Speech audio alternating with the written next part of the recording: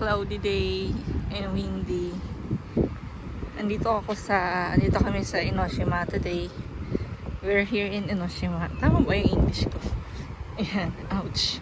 Ang galaw ko, no?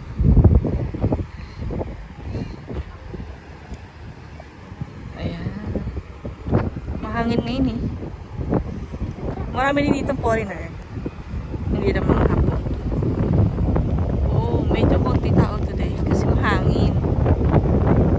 Ayan. Nagsisurfing. Marami nagsisurfing dyan. Ayan o. Surfing. Tapos naliligo. Doon yung naliligo. Doon sila banda sa metro. Malapit sa station. Sa tapos dito naman, surfing village kasi. So, mas maraming nagsisurfing dito sa side na to.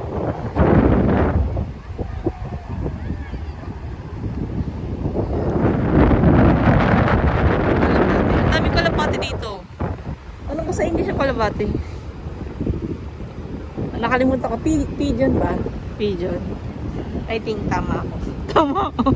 Tama ba yung spell ko? Parang yun. Akala ko nga natin dove. Iba pala yung dove. May nagpapalit pa ng saranggola. Ang sarap ng hangin ngayon. Yung nakita nyo dun sa Enoshima yan. So malapit lang kami dito. Pwede mong lakarin. Pag nilakad mo, around 40 minutes to 45 minutes mula sa bahay. Naglalakad ako minsan kasi yan, masarap maglakad, walking, exercise na rin. Or pag nagbike, mga 15 minutes, 20 to 15 minutes siguro. Something like that. Ayan. Nakakit na rin kami dyan sa bundok, Enoshima. Hindi naman siya ganun taas, so okay siya iakyatin, hindi ka mapapagod. May mga restaurant sa taas. Ayan. May barko. Maulap po. Ay, kita pa rin yung Fujisa ngayon eh, no? Fujisa.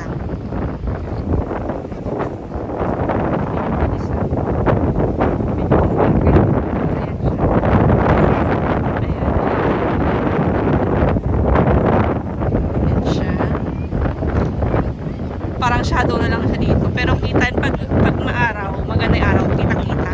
Pero kita ko pa rin yung anino niya ngayon. Ano, Enoshima. Sorry. Mount Fuji.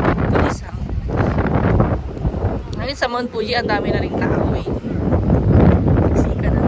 Yung asawa ko tsaka anak ko, nagsasakar sila. Sabi ko dito muna ako dahil busog ako eh. Busog ako, pahinga muna dyan ko. Okay kayong makdo. Makdo lang kami. Pero sabi ko, next week ayoko mag-makdo. Mas masarap pa mag-ubento na lang. Rice, tapos ulam, tapos gulay, ganyan. Kaya yun, sabihin ko.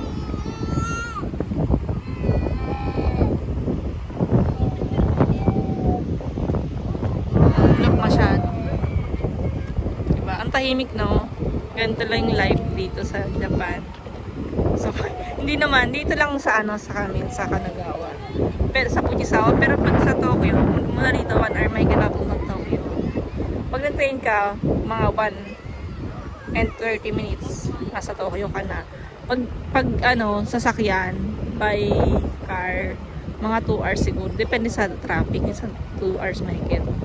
Mas siya, mas maingay din eh.